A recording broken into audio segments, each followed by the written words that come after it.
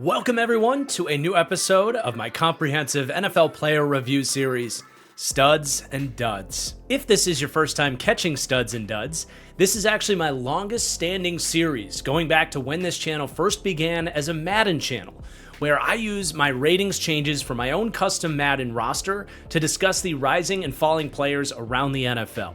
And to this day, this system hasn't changed for me, as it's a great way to hit on how all of these players are performing on the field, for better or worse. So please, sit down, buckle up, and enjoy, because we've got a lot of players to talk about here today.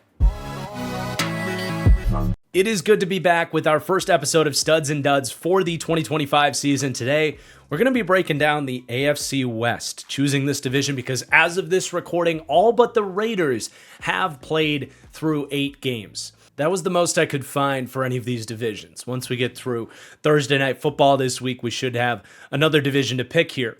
So on that note, you should be able to expect our next episode here around Friday. And then on top of that, for the people looking for the weekly review show, while I work on this series, not going to have time to do those weekly review shows. I only have so much time to budget here. So I hope you enjoy Studs and Duds because you're going to be getting a couple of weeks of it as we go through all of these different divisions. And I hope you guys enjoy. I've done as much as I can to ramp up the production value of Studs and Duds this year. It's going to be fun to get started, but making you wait long enough here, let's go ahead and get into it with my first team, the Denver Broncos. And with all of these teams, we begin with a Super Stud Award, which is, call it your highest riser, the team MVP for midseason, the biggest pleasant surprise, any number of those things. But it is the player we're going to highlight for each of these teams. And the goal is to be able to show you guys the tape on one of these players for each of these teams. So Nik Bonitto is the guy for the Broncos who really is just continuing his ascension towards NFL superstardom. We saw this begin through this series and of course in the games and on the tape last season with Nik Bonitto, especially in the second half of last year. He gets the big contract this offseason, and Bonitto might need to have some discussions with his agent about minimizing his career earnings because he could have bet on himself, I think, and made even more with the production he's putting up this season. Already 8 sacks, 33 pressures on the season. And the thing with Bonitto when you watch his tape is you really do see what I classified as his pro comp coming out, where it was one of the more unique pro comps I ever put on a guy, calling him a literal bolt of lightning.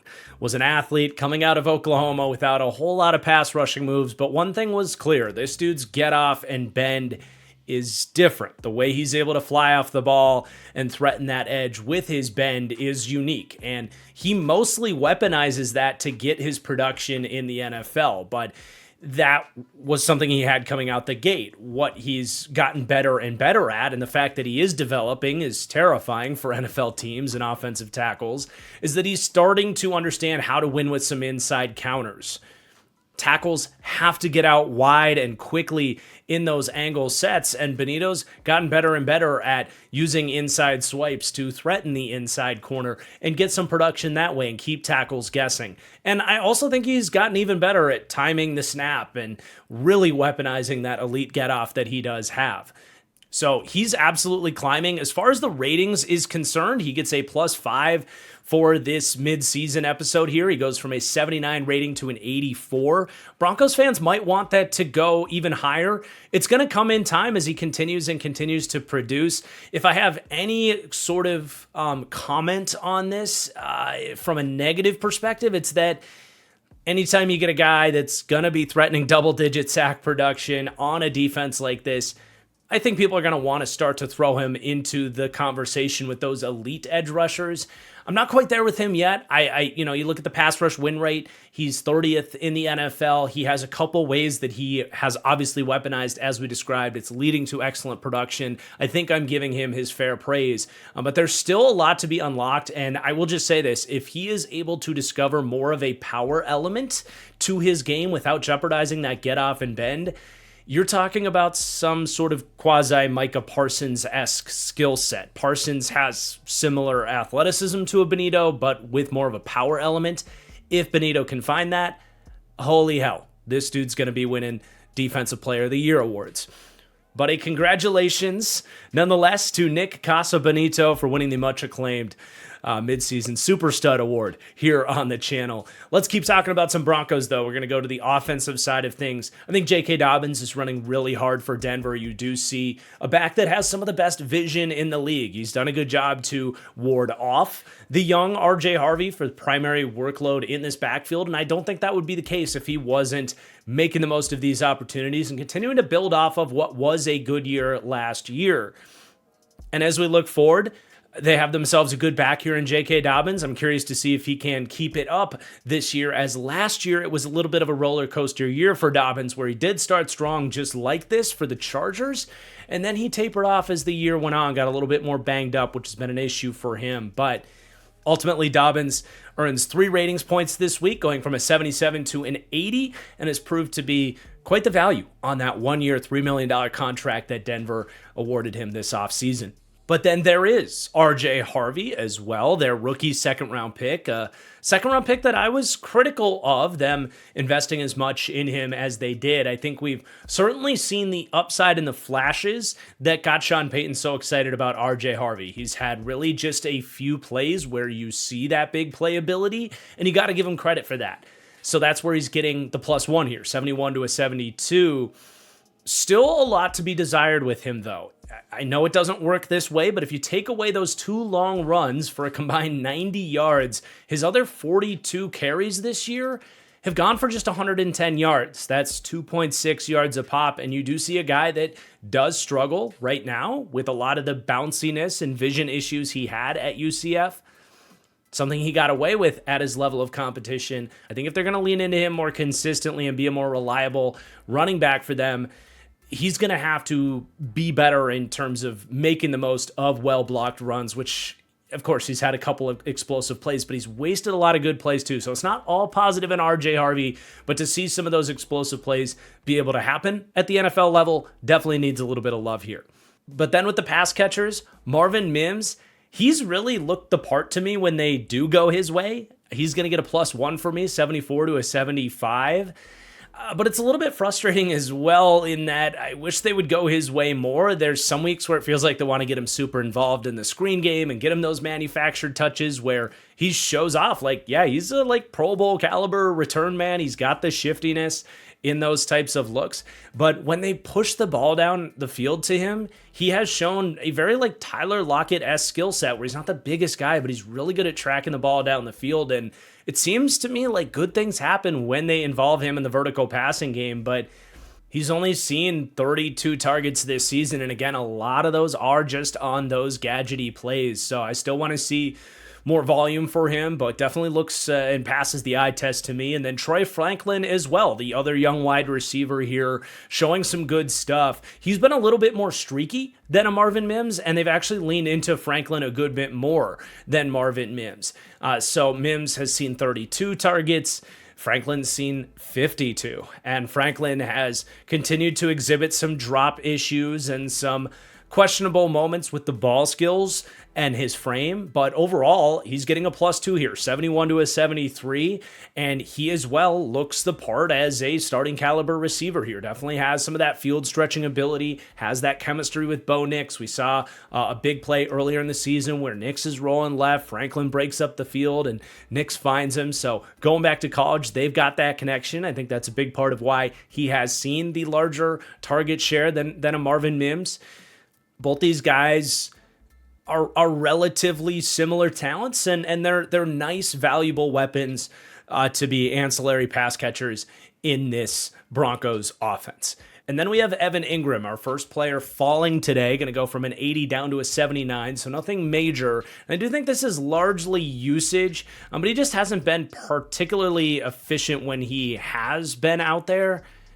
His 1.37 yards per route run is the third lowest in his career. Mind you, he had some pretty bad years early in his career with the Giants, so he's kind of back down to that level of efficiency. His average depth of target just 3.7 yards, so they're not really getting him as that seam ripper or on these corner routes where I feel like he did his best stuff, or on crossing routes like he did in Jacksonville. It's been certainly a surprise to me that he hasn't been able to be that guy for them. But he does already have 3 drops in his 7 games this year, and I do think a little bit of a disappointment, needed to come down a little bit.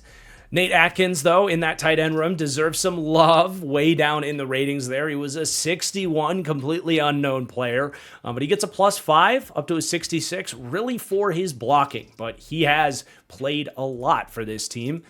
144 snaps in 6 games. Definitely a valuable part of their heavy personnel usage, deserves some love, along with Adam Prentice, the fullback here. He's also really stood out to me. They've even thrown him some balls and stuff, but in a league where we don't see the fullback too often, every week it feels like he's hitting his man on a lead block or hanging in there in pass pro, doing some good stuff. So he gets a +10 this week. Some love for the blocking specialists here in Denver. And then one more player with the offense here, Garrett Bowles.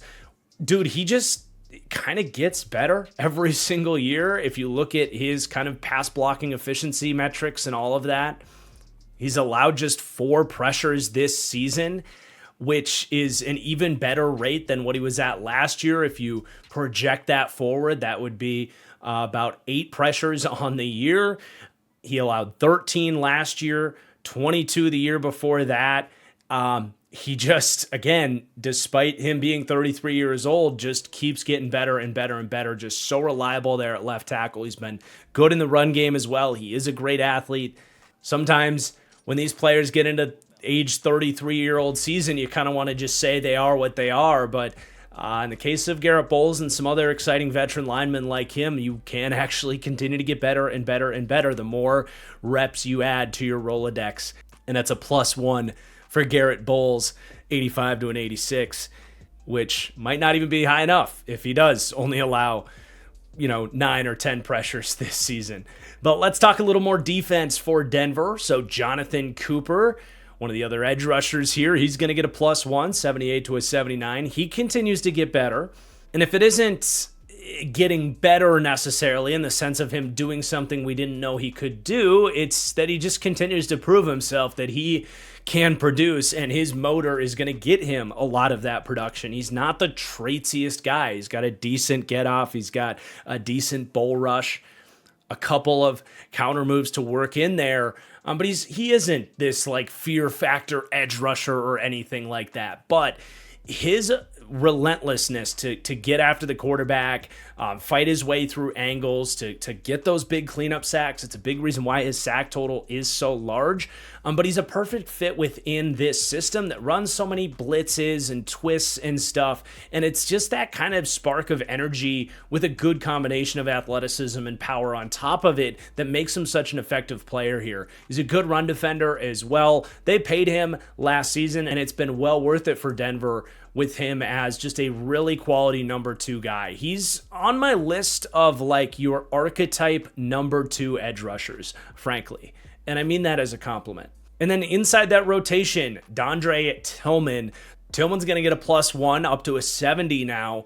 This is a very under the radar player that got some love for me in their deep dive. He's from Indiana University of Pennsylvania, which until I discovered Dondre Tillman, had no idea that existed, but he is really a nice dirty work player for them. He's not a, avid pass rusher or anything like that, but he gets some pressures and sacks mixed in there, but really it's what he does, setting a hard edge and getting involved as a run defender that allows them to get into third down and let someone like Nick Bonito loose. So he's a valuable player for them. And then sliding inside for their interior D-line, just one player really standing out for me, and that's Ioma Uwazurike. He gets a +2 here for the midseason episode, up to a 69. Nice. But he's an interesting player in the sense that he was a 4th round pick out of Iowa State, a big bodied guy that projected as a really potentially plus early down run defender. You don't go in the 4th round as a run defend run defense oriented DT like that, if you don't have like good upside to be kind of a starting nose tackle or something of the lights, and this year he's done that for them. He's really commanding a lot of attention up front. We know this Broncos run defense is stout and ranks out extremely well. He's a big part of that. But what's cool is like he got a season-long gambling suspension back in 2023. Didn't really get out there last year. This is the most we've ever seen from him. He's played 205 snaps this year. Before that, he only had 225 in his whole 3-year career before that. So at 27 years old, I'm not going to say this is his rookie season, but this is a big opportunity for him now in the last year of his rookie deal to show that he's got value in the NFL as that early down thumper.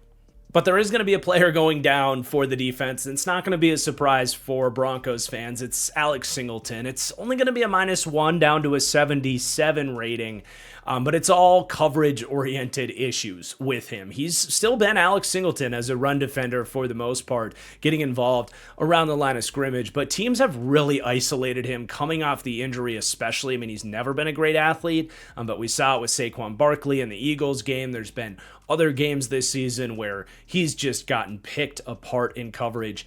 I think it was that Colts game. He was a huge issue for them. But ultimately, he's not a useless player, but a one-dimensional one for sure. And Denver's going to have to kind of work around his skill set right now. Hopefully, they can get Dre Greenlaw back at some point here, though, because they kind of have to have Singleton out there right now with where that linebacker room is at. Fortunately, Justin Sternad has stepped up and played well. He's been around. He's one of these kind of athletic day 3 veterans that's just kind of steadily learned the position. And as a backup getting an opportunity to play here, he's just kind of looked the part as a capable backup, maybe even a more of a long-term starting option for them. He is 29 years old as of this year. He was a 5th-round pick in 2020 who really hasn't played too much. He did start a large chunk of last year, and it was up and down, to say the least. But he's been more involved as a run defender. The missed tackle rate especially has been cleaned up a good bit this year. He had the big pick against Jackson Dart dropping out of coverage, so starting to make some plays here. You know, I don't think we need to pencil him in as like a forever starter or anything like that, but he's playing well in what they've needed from him. And then both specialists for Denver are going to get some love as well. Will Lutz has played well here, reunited with Sean Payton, was great last year. This has been a continuation of that. And the rookie Jeremy Crawshaw has been a top 12 punter by pretty much any metric you want to look at, whether it's hang time, which you are in Denver, that's going to happen. But the accuracy ratings have been good on him as well. So some love for the specialists to wrap up our Denver Broncos. Just a couple things before we go to our next team. Number one, if you are enjoying Studs and Duds, I really do ask you guys if you could take just a second to hit that like button. A lot goes into this series. It's not the most clickbaity type of deal for other NFL fans that don't really know what this is about. I know we're going to get 10 to 15,000 people watching this. If somehow this got like 5,000 likes, that would do amazing wonders for like getting this series to be discovered by other people. I know it's a lot to ask, but it really does help if you could take just a second to hit that like button. I really appreciate it. And then I want to thank the sponsor for today's episode of Studs and Duds, Underdog Fantasy. For all of you watching a video like this, you are the diehard of diehard NFL fans. And if you want to take some of the tidbits of information that I'm dropping with these players, it's not just the offensive guys too. Underdog has defensive player options as well for their pick'em contest. But if you want to take your knowledge and put it to the test, get a chance to win some money and enjoy football even more than you normally do on top of all of that, Underdog's pick'em contests are the best, man. You pick your lineups higher or lower on any number of player stats. You can do anything from 2 players up to 8, a chance at massive payouts. And now on top of all of it, if you use code TFG when you sign up, they will give you a bonus match of $100 when you play just $5. It's a great limited time offer, and you will support my channel in the process. So that's code TFG at Underdog Fantasy. Good luck, everybody, and please do play responsibly. All right, enough plugs. Let's get to our next team here, the Chargers. Because I am uploading this series now to the Fully Inflated Football podcast. I'm doing my absolute best to say the ratings changes as I talk about it. Sometimes I get on a roll and I miss it, so I do apologize to the audio only listeners. I'm doing my best here. I will, for the podcast people, put all of these players and their ratings changes in the description of their division's episode there on Spotify or wherever it might be, but you can also check it out on YouTube if you're listening along. All right, anyway, let's get back to the action.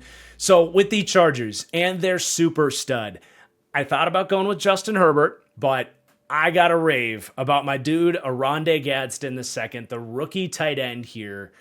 And this is a ring the bell victory lap moment of sorts for me in my draft analysis. This was one of my biggest my guys in the draft. I thought it was crazy when I had him as a top 100 player for me, and he made my top 10 tight ends list at a time where it felt like nobody was talking about him. But I was just really intrigued by his trajectory, someone that produced at a very young age at Syracuse, overcame a really difficult injury. I think it was a Liz Frank fracture.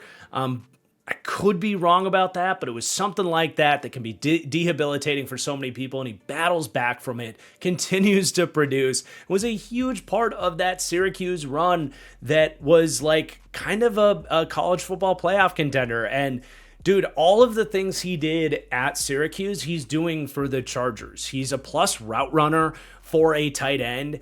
At the top of his breaks, he's good at those subtle push-offs. He's got some fancy footwork to be deceptive in his breaks. He's got unbelievably strong hands. That was probably the best thing about him, is when the ball was in his area, his contested catch win rate going back to Syracuse was off the charts.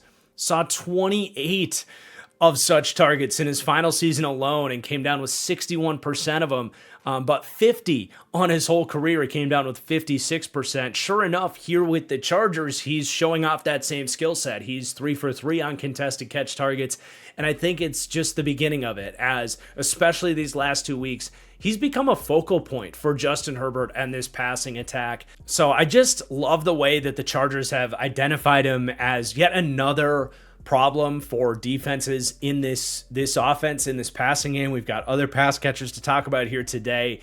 I'm curious to see kind of like where this goes with him too, because right now they're doing a really good job kind of hiding him as a third down, kind of flexed off the line of scrimmage tight end.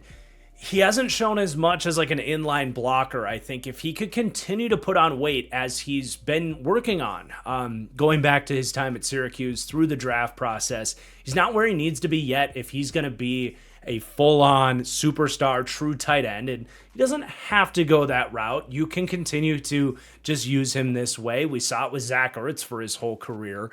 That was one of my high-end pro comps on Oronde Gadsden. So maybe that's just what we see here. But I know he's been working at bulking up in the blocking side of things too.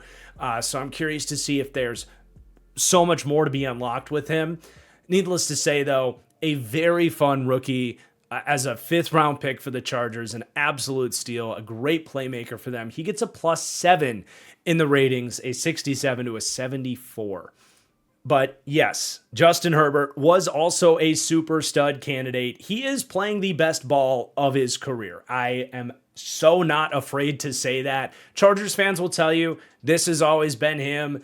It's just been the surrounding cast. You've just been a hater. If you want to make that argument, that's fine. The thing with me on Herbert is this isn't even about the playmakers necessarily and the production. It's about the pocket feel and the play extension and the way that he's navigating the rush and extending plays when they've needed it from him. Anybody that's been around this channel, and those that have watched this series have probably heard me say this a million times, that's been the big missing factor, the big missing it trait. The big missing it factor, if you will, on Herbert is not using his incredible athleticism and play extension ability enough, because when he's done it, it's always looked incredible. But I think whether it's a further trust in the offense or confidence being in this Harbaugh regime for 2 years now, whatever it is, he's using his legs, sliding in the pocket, finding extra throwing windows in a way that he never has before. It's made him a more clutch player. It's made him a more dangerous player and something closer to a tier 1 quarterback. I think if he gets his way through this season and ultimately has some playoff success, I, for the first time, am really going to be welcoming Justin Herbert into that top tier of quarterbacks. And the ratings change this week up into the 90s is just the beginning of that, I think. And it's a +2 for him. All right, next up, we're going to go to some of these running backs. So Marion Hampton started slow, not going to lie. I don't think he was fully trusting it as a rookie coming into the league, but I think very quickly they worked with him. And you saw him trusting those holes, running harder, the missed tackles forced, the yards after contact, it all came along, and then unfortunately got hurt. But I think he absolutely looks the part, should be able to resume where he left off when he does come back. This +1 up to a 79, hopefully just the beginning of many more ratings changes to come for their first round rookie.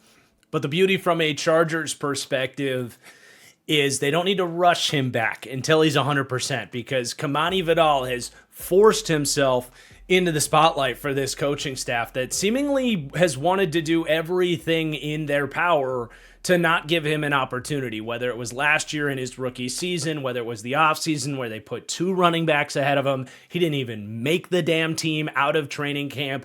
He blesses the Chargers by returning on the practice squad. And then it takes 2 injuries before they are forced to give carries to my guy, Kamani Vidal, that I think a lot of people are surprised I didn't want to crown him as the super stud with how many times I've been pounding the table for this 6th round pick in last year's draft class to get an opportunity. But even on a week where there were rumors that after Hampton got hurt, the Chargers wanted to trade for another running back to cockblock Kamani Vidal. And he said, would you guys just open your damn eyes? And comes out week 6 against Miami, rushes for 124 yards, 6.9 an attempt, including 62 of those yards after contact. A little bit slower against the Colts when they were in comeback mode the whole game. But then again, week 8 against Minnesota, puts up another 100-yard performance. Looks awesome, coasting his way through tight holes at the line of scrimmage, bouncing runs outside. He has 5 missed tackles forced, another 73 yards after contact. This kid can play. He always has been able to play. It's been frustrating that we had to wait this long, but between him and Oronde Gadsden, it was fun to be live on Thursday Night Football because these were a couple of major draft victory laps for me on some day 3 guys that have been difference makers for the Chargers. So Kamani Vidal, really from these 2 games, getting a +4, 71 to a 75. Obviously started at a pretty good mark there. This is a guy, 71 rating for a 6th round pick that hasn't played a lot. I've kind of held my ground on him, but it's been great to see the talent there. And, you know, he's going to resume as a backup to Hampton for the next couple of years. But someone that, if your team's looking for a running back, the Chargers might consider fielding some calls because it seems like they don't even really love this guy anyway. And it's time for Kamani Vidal to be fully free. It's been great to see him free with Hampton hurt, but that's not going to last forever here because, like we said, Hampton's looked really good too.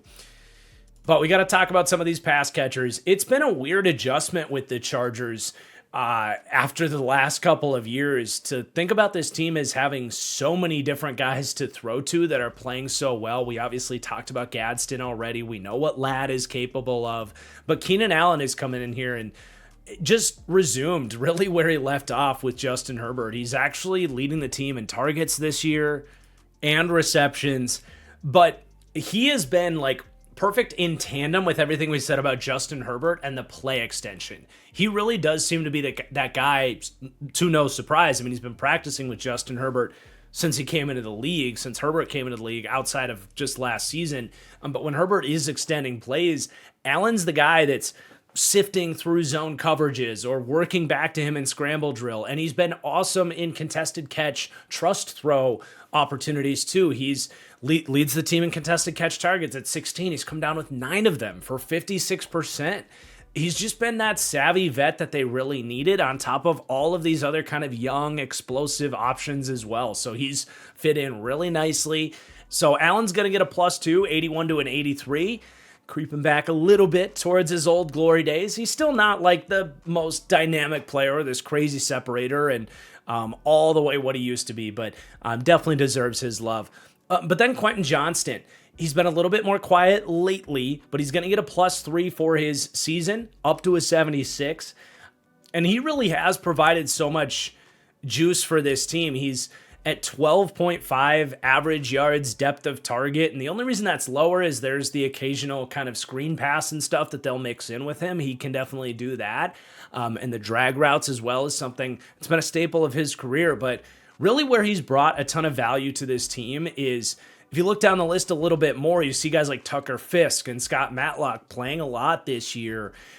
They've like loaded up the box, and especially earlier in the year, they kind of leaned into the threat that you think that this is a Greg Roman Harbaugh team, that when they come out in 12 or 22 personnel, it's a run and you can get ready for that. But they've just come out in heavy personnel to create that threat, force you to load up the box, but then also to get added protection in the box.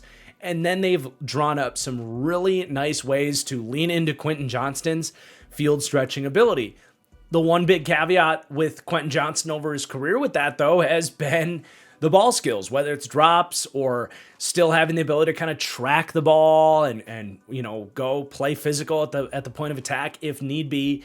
And the drops just haven't really been there for him. He's got 2 on the season, but that's not bad on 44 targets relative to where he's been. And the contested catch win rate especially has come down with 7 out of 12 contested catch targets. That is a huge leap for him. So they're getting a lot out of him in that role, and maybe he can continue to evolve and refine into a more well-rounded wide receiver. But as a gadget player plus a vertical threat, he's got value for them in this offense. And then we do have some of those kind of blocking specialist types. Not going to spend a whole lot of time on them. Very similar to what we said with the Denver Broncos and some of those heavy package guys, but Tucker Fisk, right in line, their version of Nate Atkins, who we talked about. But he's blocking hard. And then Scott Matlock, the converted D tackle turned fullback. I thought he was noticeably bad as a lead blocker in his first year. Was kind of understandable because it was the first time he's really done that. I think he's much more comfortable this year. I've actually noticed him making the right block and standing out in the run game much more. So he gets some love, +5, 64 to a 69. And then we just have some offensive linemen before we talk about the defense. So Joe Alt absolutely could have been in consideration for their super stud as well. Maybe even an oversight on my end because he has been spectacular. Now, he has missed some time, so maybe that's part of why he's left off the super stud award winner. But anything short of that, I mean, he's been just unbelievable here in his second season. We knew him coming in as that blue chip type of prospect, his trajectory was going to be through the roof, but he continues to bulk up and get better from a technique standpoint. He sleds from the right side to the left side, where he played in college, and he's been perfectly comfortable there. He's been one of the best tackles in the league here in the 5 games that he's played this season. Can't really say enough about his trajectory and how good of a player he is. It feels like this is a guy that every time we do a Studs and Duds episode for the next few years, he's just going to keep going up and up and up until he's finally rated as one of the game's absolute best tackles. Not that an 84 rating after a +4 boost from these 5 games of evaluation is anything to scoff at, though. But there are some guys going down on this offensive line. Bradley Bozeman, the veteran center, -1 down to a 70, continues to really struggle in pass protection. I wonder how much longer they're going to go with him. They do have Andre James on this roster, who they picked up from the Raiders.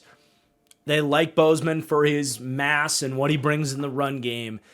James, more of a better pass protector, but I mean, Bozeman's he's been a problem, and any Chargers fans will tell you that. So he goes down, and then Mekhi Becton certainly hasn't been what they paid for and what they were hoping for this year. He's missed a lot of time, but even when he's played, he hasn't played as well as he did in Philadelphia last year. He's given up a lot of pressures.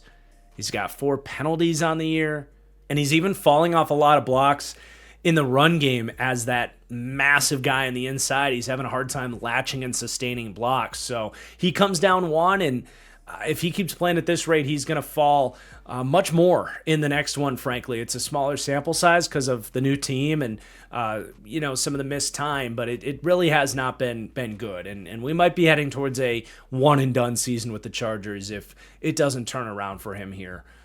But he will leave. The midseason episode is a 74 rating. But we've got some defensive players for the Chargers to talk about as well. Tuli Tuipulotu, he's going to get a +1 up to a 78. It's been a while since we've talked about Tuli. It felt like he had maybe stalled out a little bit. But he's having a career year right now, and he looks awesome. Very quietly, he is actually tied for second in the NFL in pressures. I think a lot of that is schemed up production. Jesse Minter is so good at creating unblocked defenders, using twists in games so that you don't fully have to beat a guy, using those simulated pressures, all that stuff. And there's a reason that he is, yes, tied for second in pressures, but PFF pass rushing grade, which, say what you want about PFF grades, I will continue to hold that their pass rushing grades are what most consistently match the tape. If you go in and watch the pressures to see if you're actually beating your man or if it is kind of what we discussed with a lot of the scheme stuff. So Tuli, 36th in PFF pass rush grade, still not bad, but also 35th in pass rush win rate. The only reason I bring that up is I don't think he's the second best pass rusher in the NFL, obviously. We've got him rated as a 78 here, but I do want to say this. The Odafe Owe trade is the best thing that could have happened to Tuli Tuipulotu because once he got in here, they started to remember that you can take Tuli as a third edge rusher that gets out on the field. They did a little bit of this when they had Bosa and Mack. Now they have Owe and Mack. But you can take Tuli and use him as a rush linebacker. And that was something he did at USC and has, again, done in the pros, where he is uniquely quick for a bigger guy and really good at beating centers and guards one-on-one as a stand-up rush linebacker between the tackles. So he's done that a few times in each of these last 2 weeks since they got Owe, and he has been dominating from those alignments. So they're finding another way to get him involved. And again, he's been very productive this year. Love to see it. But then on the interior, 3 guys moving here. The first of which is going to be rookie Jamari Caldwell. He gets a +3 up into the 70s, lands at a 71 rating. But I think this is just the beginning for the big thumper here. I loved him as a prospect. Was really fun to see him land with Jesse Minter and these Chargers. They've gotten him to play much more disciplined run defense than Oregon asked him to play. He actually spent a lot more time as a penetrator and a gap shooter for them. And he's holding his own from a traditional standpoint and doing a little bit of showing off that athleticism at times too. He really looks the part. He's frankly been better than the first-round pick, Kenneth Grant, out of Michigan. Both those guys were kind of like big, athletic nose tackles. They get Caldwell in the 3rd round here, and that's been big for them because I worried about them letting Poona Ford go to the other LA counterpart and what that was going to mean for their D-line, and Caldwell has filled those shoes valiantly. And then Tyre Tart as well. He's going to get a +2 up to a 76 in the ratings. And he's the one that they did decide to bring back. He was much less expensive than Poona Ford, but he's now seeing a full-time workload with this D-line. He's already got almost as many snaps as he played last year already, and he's paying it back to them, man. He has been their best run defender up front. He's been stout. He's had some flashes as a pass rusher as well, but he's an interesting guy. He was a undrafted gem by the Titans, and as the Titans do, they let all of their good young players go. He kind of bounces around the league. There's some kind of off-field questions with him as he bounces around, and then he has really landed back with the Chargers. Like, if you go back to earlier in his career, he was one of the kind of like standout, breakout, undrafted gems out of Florida International. And again, just landing back in a good spot here with the Chargers. You'll love to see it. And then Justin Eboigbe as well. More of that kind of hybrid end, undersized guy that they use in some of their 5-man fronts, whether it's a base 3-4 or a 5-1 penny front. But showing off that athleticism, getting involved in some early down looks there. And getting out there for some 3rd downs as well, but just kind of doing a little bit of everything, and is a big part of a lot of the stunts and twists they want to do as well. But he's got 9 defensive stops. He's got 10 pressures on the year. Just a nice balanced kind of hybrid end type of guy. But then I'll go to the secondary. Tarheeb still continues to play really well, was a just day 3 gem that they found last year. And especially when he's played outside, he's continued to just absolutely look the part. He gets a +1 again here, 76 to a 77. Was a big riser in last year's studs and duds for sure.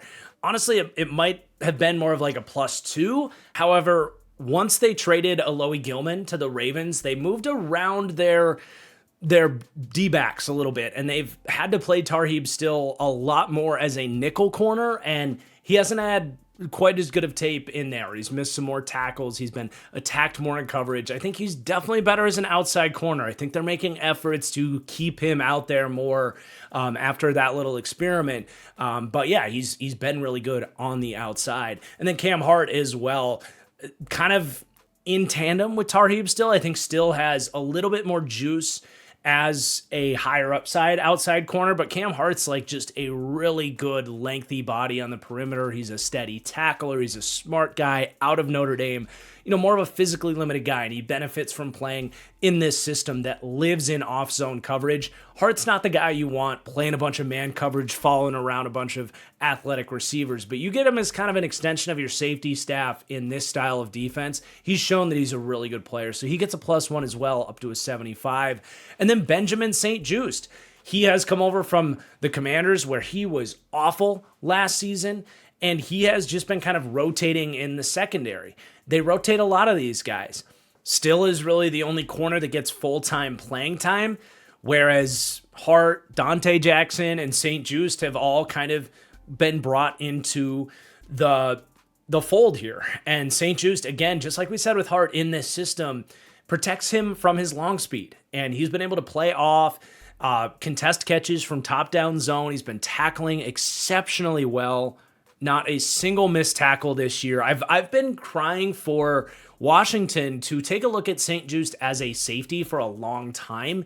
And this is about as close as I think I'm going to get, is getting to play in this system where, again, these corners are, for the most part, an extension of their safety staff, where they're playing that top-down reactive coverage.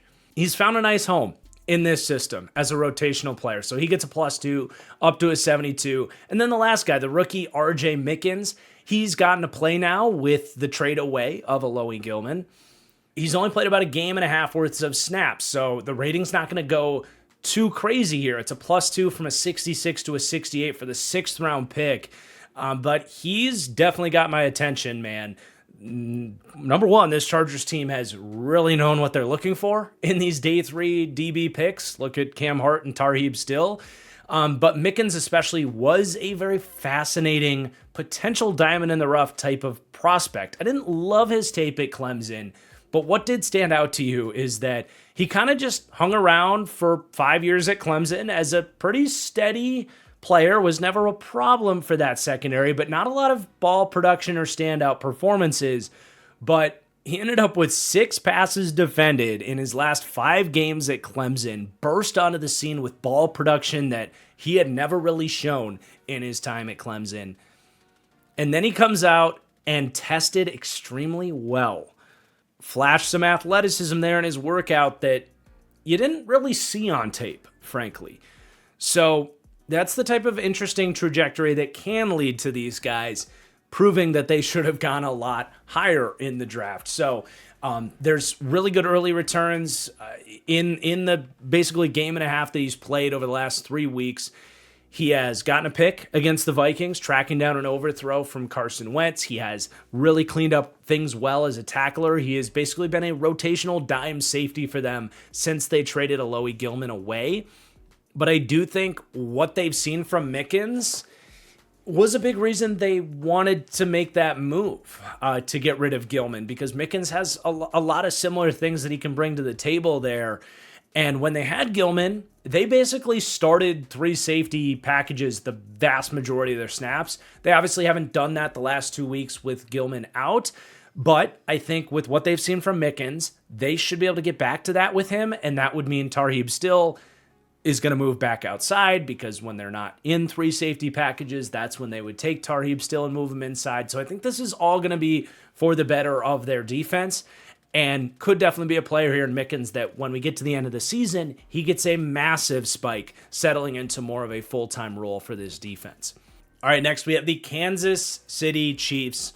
And for their super stud, they've done it again, man. They found a offensive lineman outside of the first round that is looking like a really nice player. I'm going to stop short of saying a Pro Bowler or anything crazy, but we've seen this with Creed Humphrey and Trey Smith. Could be more of the same here with Kingsley Suamataia, who was a really fun watch. I dove into the All-22 on him just to kind of see if what the PFF grades were saying about him could be backed up by the tape, and absolutely, man, he has settled in terms of the grades and the pressures allowed and all of the stuff you look for there. But I'm telling you, dude, this dude's traits that we knew he had coming out of BYU, a freaky young athlete that just needed some NFL coaching and to get on the right trajectory. It's starting to hit here, man, in both phases. I mean, the improvements he's made in pass protection, I do think it's helped sliding into guard, whereas as a rookie tackle that never should have been playing, this was the type of prospect that should not have seen the field in year one, and the Chiefs did him a disservice by throwing him out there. But especially his hands, the way he's resetting his hands and reestablishing positioning when he does lose early, it's super impressive. But he doesn't have to be left on an island as a guard compared to when he was a tackle, so that's been good for his footwork and stuff. But as a run blocker too, I mean, this dude always had the right energy and play strength and tenacity to say he should be a good run blocker in the league. But he just didn't have that confidence and know-how of what he was doing when he did have to play in his rookie season. There's so much more of that this year. It's not all perfect. Like, there's some times where he's just trying to kill you as he, is on a lead block or climbing to the second level, and you want to see him have more effective, sustained blocks. And, that's the learnings of a young player. But, dude, Suamataia took a couple of games as a guard where there was some question marks, and since week 2, he's just been an absolute stud. So he's on a skyrocket trajectory. I think he's got a +7 in this episode, goes from a 65, again, where he really struggled last year and was very much a raw developmental prospect. But he's up to a 72 now. And again, that's only going to keep going up, I think, based on the tape we saw from him. So he is the Chiefs' super stud for the midseason here. But Patrick Mahomes is going to go up. And you'll see there, the rating on him was just a 96. It's a 97 now, +1 for him. Once upon a time, I would have had that big fat 99, TFG 99 club for Patrick Mahomes. But I think it's fair to say the last couple of years, that hasn't been the level Mahomes has played at. The deep ball accuracy hasn't been as good. Some of the turnovers and the turnover-worthy plays have added up for him as well. But this year, I think just watching the Chiefs, it really feels like, and this isn't an analytic or anything subjective that I can prove on Patrick Mahomes, but I think if you've watched the Chiefs, you can feel that fire-breathing dragon in Patrick Mahomes is back. That guy that is always going to find the answers. But the difference is, over the last couple of years, he's found the answers, but it's been a lot of scrambling and hitting 6-yard completions to Travis Kelce. Now he's finding answers down the field. It feels like he's almost had a cover on his vision the last couple of years, and he's had to kind of play in this box. The whole field is open back up for him. And yes, he's got the weapons, but he's utilizing the whole field so much better. And the way he's navigating the pocket and, avoiding so many sacks and all this stuff, it's just been special to see. So he's back on the climb, and it just might be back in the 99 club by season's end if he keeps this up. But at running back, Brashard Smith's going to go up. It's really all the receiving chops. He has, frankly, really struggled as a runner so far. It does feel like it's only a matter of time before something opens up for him a little bit, but I do think some of it is a lack of vision for a guy that is now only in his second year playing the running back position after he converted from wide receiver at SMU. But yeah, he does have just 75 yards on 25 carries this year. That's just 3 yards a pop, and just one missed tackle forced as well in those 25 attempts. So he's not been good as a runner, but in the receiving game, he's been electric.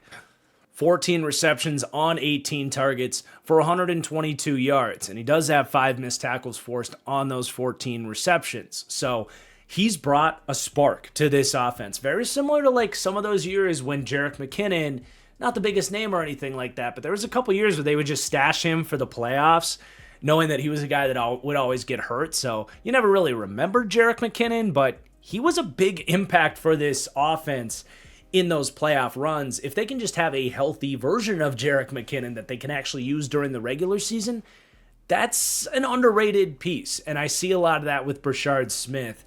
So he goes up from a 68 to a 70 for a lot of those receiving chops as a back.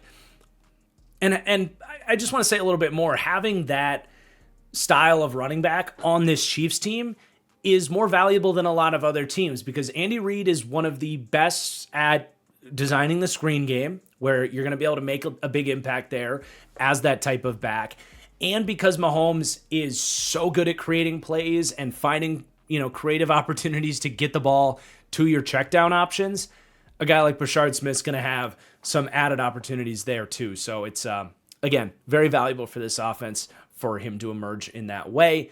But I'm going to give Kareem Hunt a little bit love, just a +1, 76 to a 77. Don't need to say too much about the 30-year-old vet there, but it has been 4th and Kareem in Kansas City, and he has been, outside of one stop in, I think it was the Ravens game, one of the games, he got stopped on a 4th down. Other than that, he's felt kind of automatic in terms of having the power to fight for these yards and having the vision to find that one hole that he needs to attack to get these either 4th and inches or goal line conversions.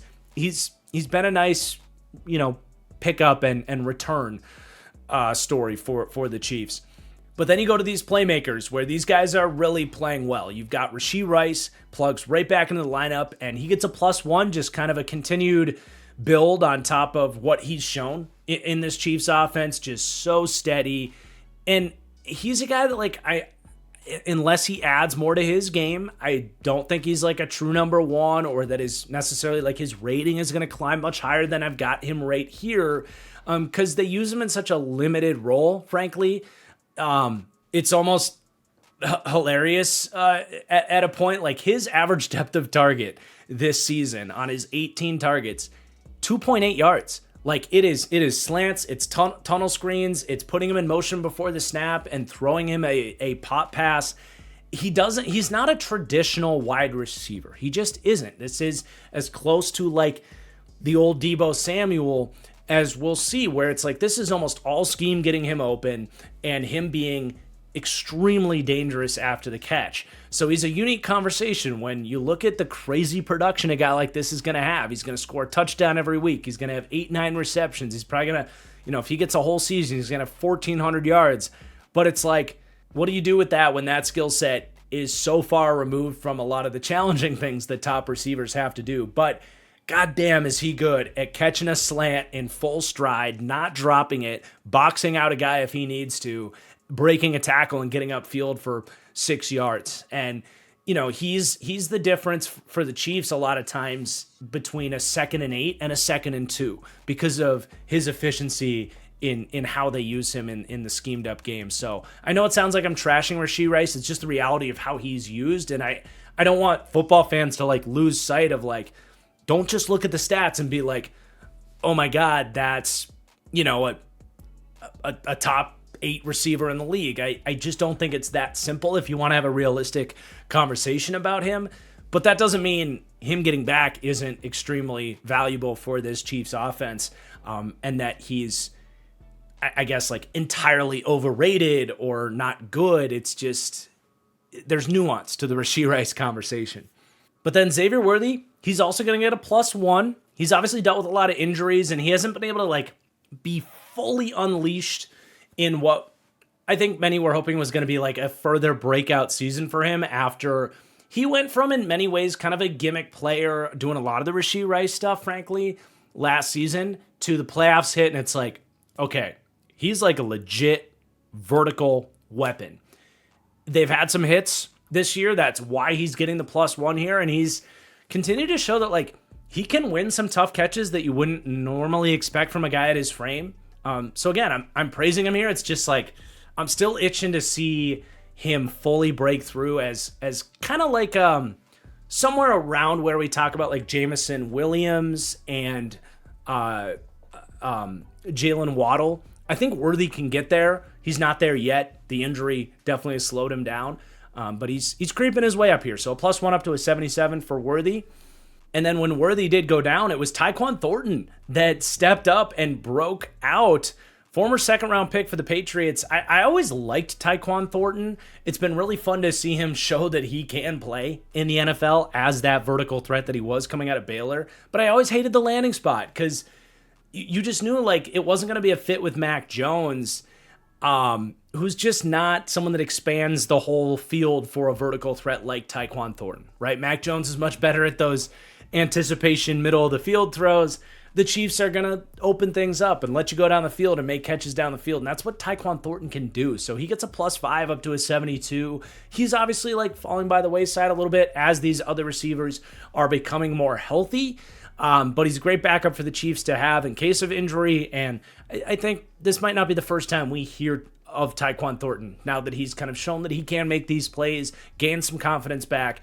There's a role for someone like him in pretty much every NFL offense, someone that can stretch the field and make those catches down the field. But then Hollywood Brown, he's going to get a -1 for me. It's not that he's playing poorly this year. He's been just fine. He's still a 76 for me, and I think he's playing at about that level. But I just have to bring him down from where he was at, frankly. Last year was a lost season for him. There's a lot of expectations from me on Hollywood Brown coming into last year, getting to play in this Chiefs offense. You know, he was a really good player going back a few years ago, but I just don't know that that guy is still in there as he gets older. He's been frankly more of a like possession style wide receiver. Like he hasn't really stretched the field vertically too much. It's been a lot of like speed outs and crossing routes and just being kind of like a third or fourth short to intermediate target in this passing game. And that's been fine, but you know, 2 for 7 on contested catch looks, playing in more condensed spaces. I just don't think he is what he once was. And the fact that these other vertical threats have stepped up in a way that Hollywood Brown really hasn't, I think it speaks to Brown maybe not being that great vertical threat at this stage in his career. But Travis Kelce, I thought about making him the super stud. It's just, you know, what is there really left to say about Travis Kelce as a player? I thought it was more fun to highlight Kingsley Suamataia.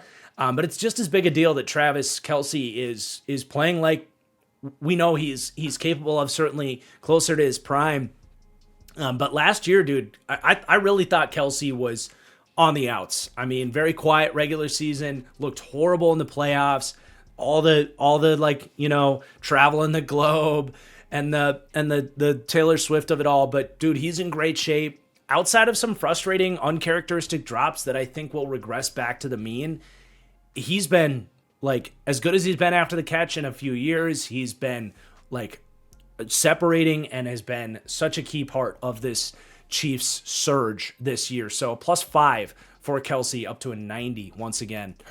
But then on the offensive line, the rookie Josh Simmons, he's going to get a +1. He has absolutely looked the part. I loved Josh Simmons. I could not believe the Chiefs were able to get him at 32. It's been the pass protection with him. He has been like everything you could possibly ask for and more from a rookie tackle. There's been this kind of weird off-field family situation that they haven't really said much about. When I was so surprised that Simmons did fall that much, I did hear that it's more than just the injury, that there are some red flags. I'm just echoing what I've heard. So we're just going to have to track what that's all about. But it's been really great to see him reinforce what I certainly saw on tape and so many people did. I thought that if there weren't, you know, injury concerns on Simmons, he was going to be a top 5 player in this draft. And I think the tape has warranted that analysis on him as a player. So if he can get back out there and whatever it is troubling him off the field that has led to this like month-long absence at this point, you know, if we can put that in the rearview mirror and all is good there. I mean, I said this kid reminded me of David Bakhtiari.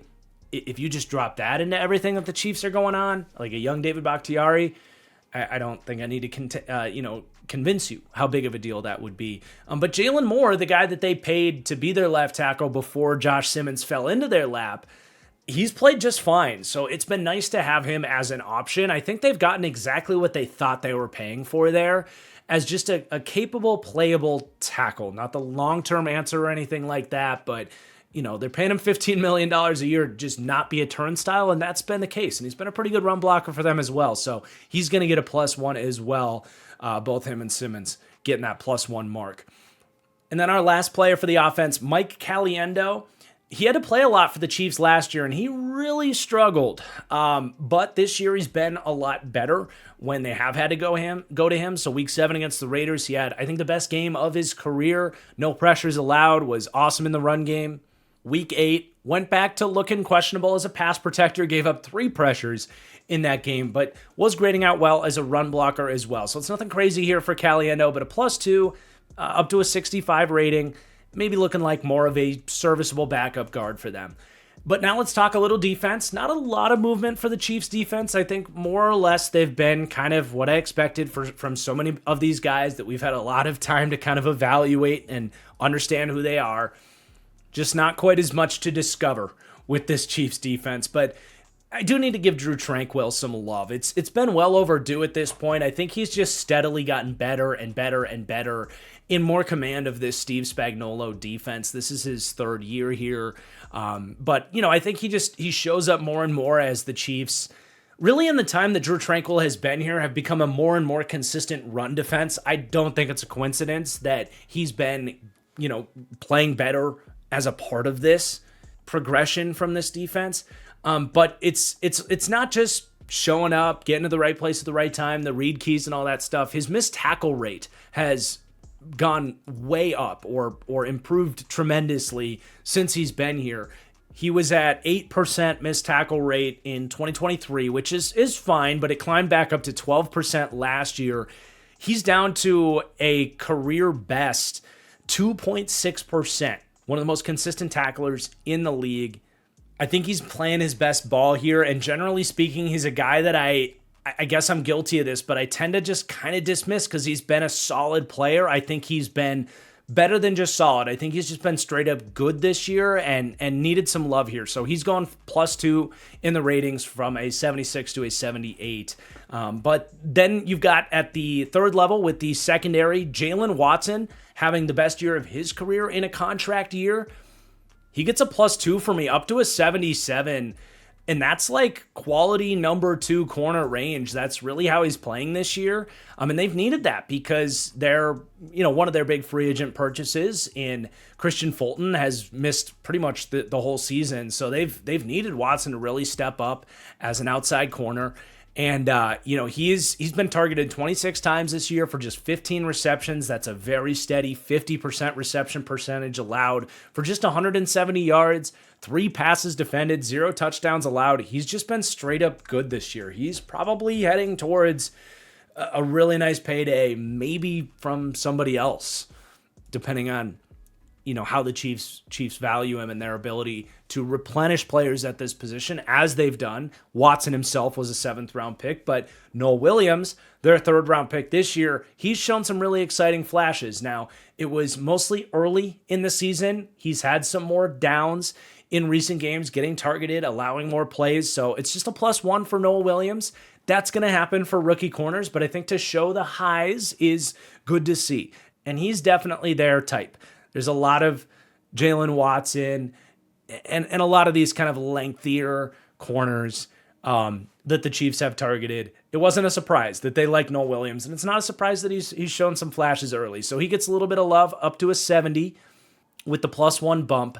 And then some of these safeties. Brian Cook, I'm not the biggest Brian Cook fan just because there are a lot of plays where you can attack a guy that doesn't have the speed on the back end, and I think he's below the threshold I look for in terms of range and playmaking ability on the back end for guys that I really value as quality starting safeties. It's similar with Taylor Rapp in Buffalo, but Spags is able to protect him through the scheme in many ways, and he, just like Taylor Rapp, has just been such a freaking consistent tackler, cleaning things up from the back end, being that last line of defense, that he needs some love. He has missed just one tackle this year from a safety position that is so impressive, and he only missed 6 last year for a 6% missed tackle rate. I mean, I just can't stress how hard that is to find. If you're at 10% for an NFL safety, that's a good percentage.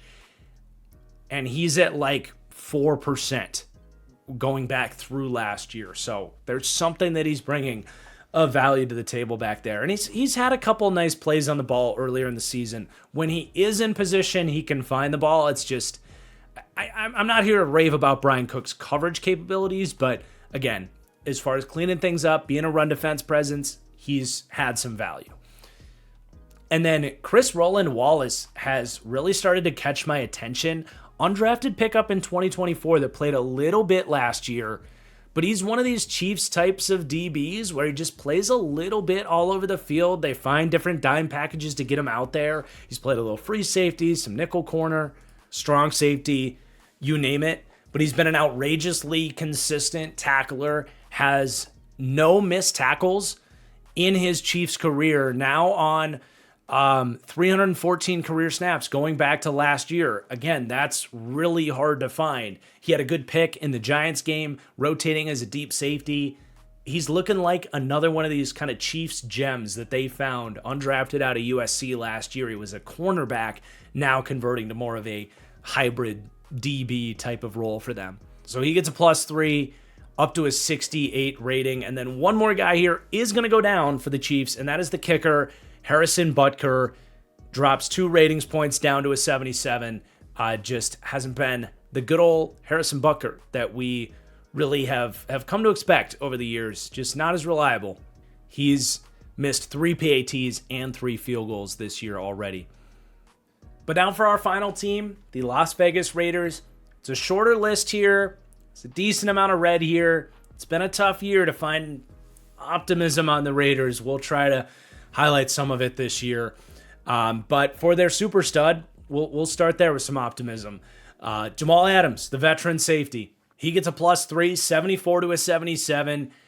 Probably not the most exciting thing if you're a Raiders fan. If the biggest deal, the most positive thing we're saying about a player is a 30-year-old safety playing a lot of linebacker, that's not going to have the longest future here with this team. But it has been fun to see Jamal Adams play, at least show us some of those flashes of his old self. I don't think he has the burst and explosiveness that he once did, but there's still some of that playmaking ability in there, and they've been moving him all over the front, really. Call him a safety, call him a linebacker, whatever you want. He is that traditional big nickel player, so he's going to spend his snaps lined up as that apex defender. So it's going to be a lot of slot corner registered snaps for him. It's going to be a lot of weak side linebacker snaps because they don't play a 4-3 base. They just play their big nickels. So if there's a slot wide receiver out there, he'll go and be the slot corner. If it's more 12 personnel, he'll come in and be the linebacker. What that is nice for the Raiders is it allows them to do what they want to do and stay in their, early down big nickel formation without having to react and overreact to what the offense is doing. So he's bringing a lot of schematic flexibility to the Raiders in that sense, because he's been a very solid cover player from that nickel corner position. And he's been a very solid run defender as a linebacker. I mean, he's really playing that role well in Patrick Graham's defense. And then they're even at times he's got 37 snaps lined up technically as an edge rusher. They're having him go right up on the line, be a blitzer. There, you remember some times in Seattle where it's man, Jamal Adams is their best edge rusher. He has a legitimate pass rushing skill set. So he's been a very pleasant surprise for a Raiders team that honestly just hasn't had a lot of them. So he gets some love there.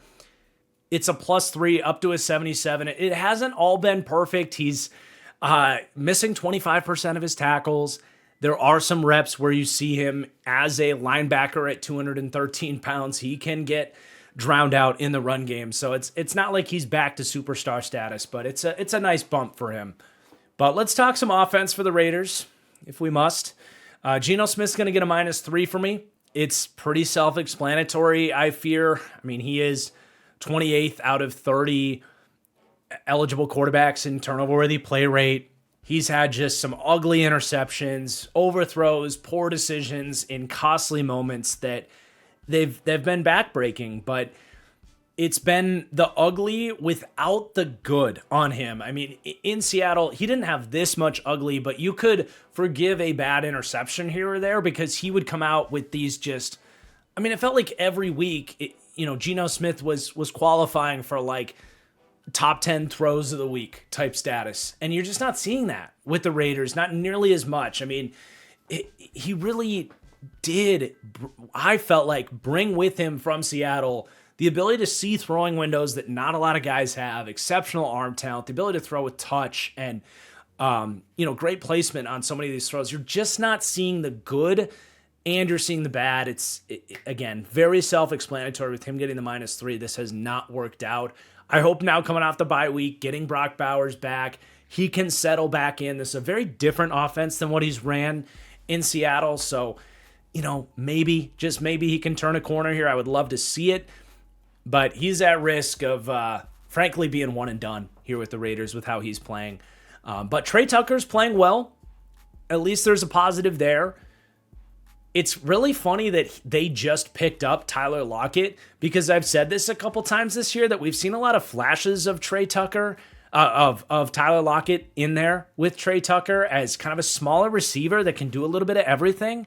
Has some of that expected shiftiness and slot capabilities that you would expect for a guy his size, but can stretch the field with speed and has shown some good ball skills and route running down the field too. I've just been really impressed by what we've seen from Tucker. He's had some monster games this year, most notably an 8-catch, 145-yard performance against the Commanders week 3. But I think he's on an upward trajectory here in the third year of his rookie deal. And we should continue to see some more from him. And then Michael Mayer, he's kind of back and creeping back up into tight end relevancy, I would say. There was a lot of trade talks with Michael Mayer in the offseason, and I never really got behind that because I think it shows a lack of understanding from a lot of people of how Brock Bowers is used in this offense. And of course, recently Bowers has been hurt and Mayer's had to be their tight end 1, and he's made some good plays, but Michael Mayer is their starting tight end. Brock Bowers is so much more than a tight end. This team's going to play a lot of 12 personnel. They want Brock Bowers as a slot wide receiver, as an outside wide receiver, as the wing player in 12 personnel. They need a starting tight end. You don't want Bowers to be that guy, or he's not going to be allowed to be Brock Bowers. So it's actually really important that Michael Mayer settles in as a quality tight end. I think it brings so much flexibility and capabilities for this offense. So he's made some tough catches. He's shown some of that after the catch toughness that he showed coming out of college. He's been a decent blocker, just kind of back on track after some off-field mental health things that he had to deal with. So it's been great to see that. Then we'll go to the offensive line. DJ Glaze is playing all right. I still don't know that he's the long-term answer, but he's, for a third-round pick, definitely shattered expectations. He is a guy that, like, when he loses, it can be a little bit ugly. But he's, for the most part, been at a pretty solid level in terms of pressure rate and stuff. So he's going to get a +1. And for the podcast listeners, I can't remember if I said it, but it was a +1 for Mayer up to a 74 and a +2 for Tucker up to a 75. And then DJ Glaze here is at a 70. But let's keep moving through the offensive line. So we got a couple players in the red here. So Jordan Meredith, -2 down to a 72. And then it's going to be Dylan Parham, -1 down to a 74. So it's center and left guard there. Really, both these guys have had their struggles in both phases. Meredith especially has taken a lot more pass blocking losses than he did last year. Parham's never been great in that regard, but they're both struggling. And I think these are, along with Colton Miller being out at left tackle, they just haven't gotten the offensive line play that they were hoping to get coming into the year. But these guys haven't been good as run blockers either. And when I first saw this, I thought, scheme change, maybe as more lighter, undersized linemen, they aren't running as much outside zone. It's not as good of a scheme fit. I looked it up. The Raiders are actually running more outside zone this year than they did last year. They're theoretically leaning into these guys' skill sets. But the production has not been there for one reason or another. The main difference with them is actually they're running a lot less gap, pin and pull stuff. And maybe that's something that these guys were good at last year that they're not succeeding in this year. I don't have a great explanation at the end of the day for why these two guys especially are playing so much below the level that they did last year. And even Jackson Powers-Johnson hasn't really gotten better here. I'm not worried about JPJ, but there's been a lot of stuff with him, and they're not like crazy about him. I don't know. There's just a lot of weirdness with this offensive line. But as far as guys that you expected more from that need to come down in the ratings, I'm looking at the breakout center from last year, Jordan Meredith, and the left guard, Dylan Parham, who might be becoming an interesting free agent name, going to get a fresh start somewhere else after this season. But let's talk a little bit about this Raiders defense. So Malcolm Kuntz is going to come down. In my heart of hearts, I really want to believe it's just he's still recovering from the injury. But the explosiveness, the ability to win one-on-one reps that was so awesome in 2023 before he really tragically goes down before that contract year last year that, I mean, he was awesome. Awesome. Going back to 2023. Looked like he was going to be a real difference-making player opposite of Max Crosby, but the juice just hasn't been there this year. Below a 10% pressure rate, 14 pressures on 160 snaps. There were some flashes in the Bears game, and he's been doing an okay job against the run. It's not all like egregiously terrible for him, but this was someone you were hoping to emerge as like the second best player on this defense, frankly, and a real compliment to Max Crosby, and he's kind of just gotten lost in the shuffle of mediocrity with this defense this year. So he gets a -1 down to a 75. I'm going to give Tyree Wilson a little love, just a +1, 73 to a 74, not where you want your former top 10 draft pick, but look, he's doing a lot of dirty work. They ask him as an undersized defensive end to take on some double teams, play some 4-eye. It's not an easy assignment for him, and he's lived up to the task. He's had some good flashes, especially as a run defender, and on some of these blitzes and twists and stuff, he's an interesting matchup problem as a pass rusher. He's been an okay, balanced, kind of third edge type of player. So we're going to give him a little bit of love in that perspective. One guy that has stood out to me and has put himself on the map, I think, after he played a good amount last year, but really was lackluster. Jonah Lualu, he's had a few sacks. The Titans game especially, it's just the Titans, but he put on a spin move on Kevin Zeitler that was like, okay, Jonah Lualu, there's a little juice in there. He's a 7th round pick, kind of an undersized interior player out of Oklahoma. 7th round pick for the Colts last year, and he found his way over to the Raiders immediately. Might be a nice little rotational player in there in him. Sadly, he's been like their second best defensive lineman, and that's where the Raiders have been at this year. But then before I go to the secondary, I didn't move any linebackers with their ratings, but I did want to at least discuss Devin White. I think a lot of Raiders fans are going to say, hey, why, you got to give Devin White some love after that big performance he had against the Titans. Look, Devin White's been Devin White. He's been horrible as a run defender. He's been horrible as a coverage defender. I don't care that a ball landed in his lap and he gets a pick. That's not a good coverage play for him in that interception he had. He's a great blitzer. That's all he does. I've never come off that opinion on him, that if you blitz Devin White, he's a missile up the A-gap or wherever you want to send him from. But all of the same issues as far as slow run diagnostics, missed tackles, poor coverage, it's all still been in there on Devin White. So no, I'm not going to change him just because of some splash plays as a blitzer that we know he's more than capable of. I still would love to see a team just try him as an edge rusher, because clearly he doesn't understand linebacker duties. But I at least wanted to mention him because I think some Raiders fans are going to be like, where's Devin White? Opinion hasn't really changed on him. But some of these guys have done some stuff in the secondary. Eric Stokes has actually been a nice signing.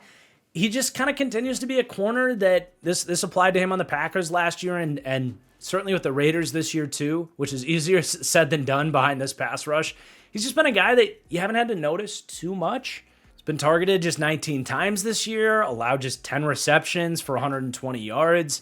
52% reception percentage. That's very good. He's actually broken up 3 passes this year, which he didn't have a pass defended in the 3 years before that in Green Bay. Granted, he missed a ton of time for injury there, but he's finding the ball. He's been steady and has been a nice signing for the Raiders on the cheap. So he gets a +1 up to a 76. And then Darian Porter hasn't been able to get out there for a lot this season, but he's shown some flashes when he's been out there.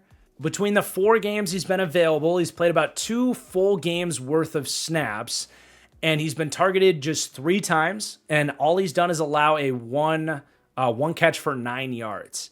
Has also showed up as a tackler. So I think you've seen some signs there. Would love to see more Darian Porter if he can get back out there healthy. Him and Stokes, I think, can be a nice combo. Stokes, by the way, is just 26 years old. Darian Porter turns 25 pretty soon. So these guys are actually almost the same age.